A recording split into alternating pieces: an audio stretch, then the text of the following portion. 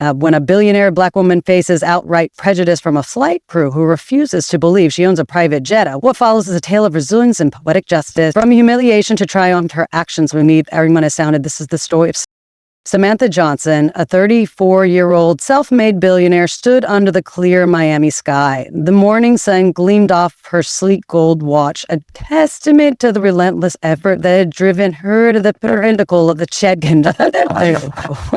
Dressed in a perfectly tailored navy suit, she reiterated competent and authority.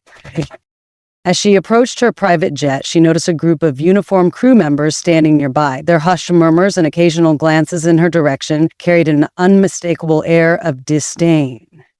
Leading them was Captain Thomas Sanders, whose stiff posture matched his prejudices. His piercing blue eyes scanned Samantha. When she reached the bottom of the jet stairs, Captain Sanders stepped forward, forcing a smile that didn't quite reach his eyes. Samantha stopped and locked eyes with him, her gaze unwavering. "There's no misunderstanding," she replied firmly. "I am the VIP." Captain Sanders blinked. His expression briefly showed disbelief before morphing into a mocking smirk. "Right," he drawled straight.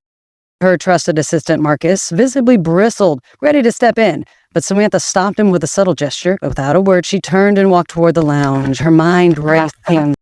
Inside the luxurious lounge, Samantha sank into a plush leather chair. The crystal chandeliers and marble floors did little to soothe the sting of the encounter. Picking up her phone, she called her legal team, her voice steady as she recounted the incident and outlined a plan for immediate action. Through the floor-to-ceiling windows, Samantha watched the crew outside. Their laughter and exaggerated gestures are impossible to miss. Their air was unmistakable. Marcus clenched his fists in frustration.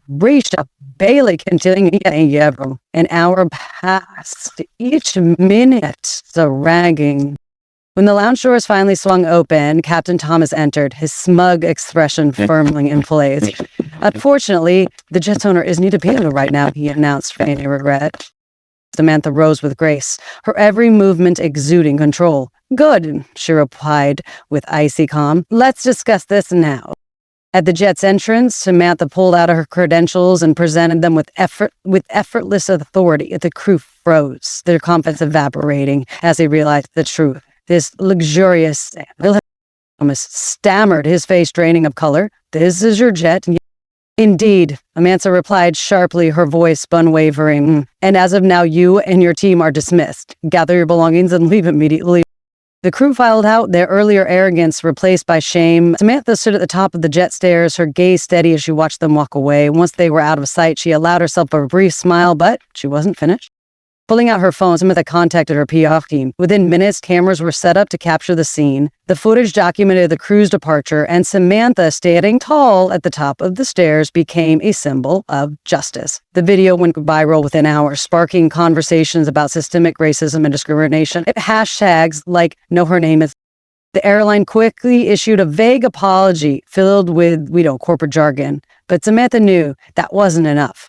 The next day, she addressed a global audience at a press conference. "This isn't just about me," she began, her voice calm but firm. "Even with wealth and success, we're not immune to prejudice. This is a systemic issue, and it's time we confront it head on."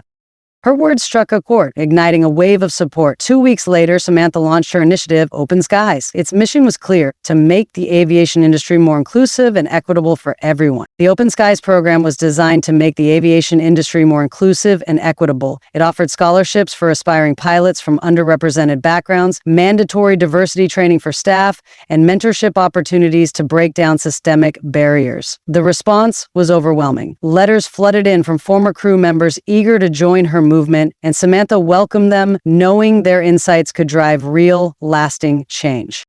As for Captain Thomas and his crew, their careers came to a swift and definitive end. Public outrage ensured they became cautionary tales, a stark reminder that discrimination has real consequences. On her first flight under Open Skies, Samantha boarded her jet, accompanied by a diverse and enthusiastic crew. Each face reflected her unwavering commitment to equality and her vision for a better future. Settling into her seat, Samantha gazed out at the endless horizon. This journey wasn't just about reaching New York. It was about breaking barriers and creating a world where everyone had a fair chance to soar. If you found Samantha's story inspiring, don't forget to subscribe to Stories with Sade. Tap the like button and press the bell icon to stay updated. Let's continue unfolding stories that inspire, challenge, and change perspective.